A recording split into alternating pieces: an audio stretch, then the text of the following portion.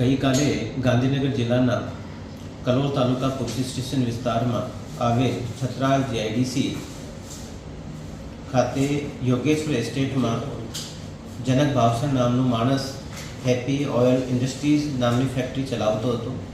આ ફેક્ટરી માટે પોલીસને જાણકારી મળેલ કે ત્યાં મિલાવટના અમુક ખાદ્ય પદાર્થો બનાવવામાં આવે છે, જેમાં ઘી પણ સામેલ છે અને મિલાવટી પામ ઓઇલ પણ બનાવવામાં આવે છે।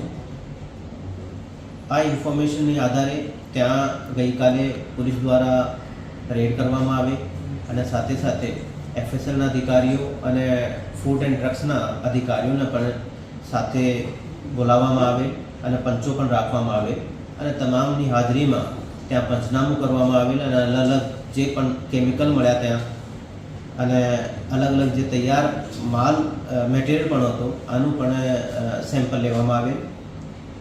આશ્ચર્યજનક વાત એવી છે કે ત્યાં જે તૈયાર માલ હતો, જે તૈયાર મટીરિયલ હતો એ લગભગ 30,000 લીટર જેટલો એક તૈયાર મટીરિયલ હતો। તો એને પણ પોલીસને સફળતા મળી છે કબજે કરવા માટે।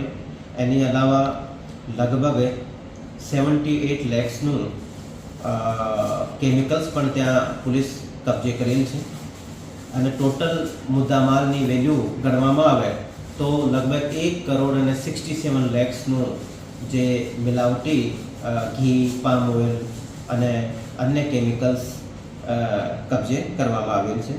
એ જનક ભાવસર નામના માણસનું જે એન્ટિસિડન્ટ ચેક કરતા એવું જાણવા મળે છે કે 2024માં પણ નકલી ઘી માટેનો એક ગુનો જાણવા જો કડીમાં દાખલ કરવામાં આવેલ હતી અને પછી ત્યાંની જે કડીમાં જે રેડ કરવામાં આવેલ પોલીસ દ્વારા એના પછી એ હોઈ શકે કે કલોલ તરફથી એક નવી જે છેકની એ ફેક્ટરી ખોલેલ હોય। આ ગોડાઉન જે લોકોના નામે છે એ લોકો ખોખરા વિસ્તારના રહેવાસી છે। એ બીજા લોકોના નામે એ ગોડાઉન રાખતો હતો અને પછી ત્યાં એ આ ગોડાઉનમાં આ ફેક્ટરી ચલાવતો હતો।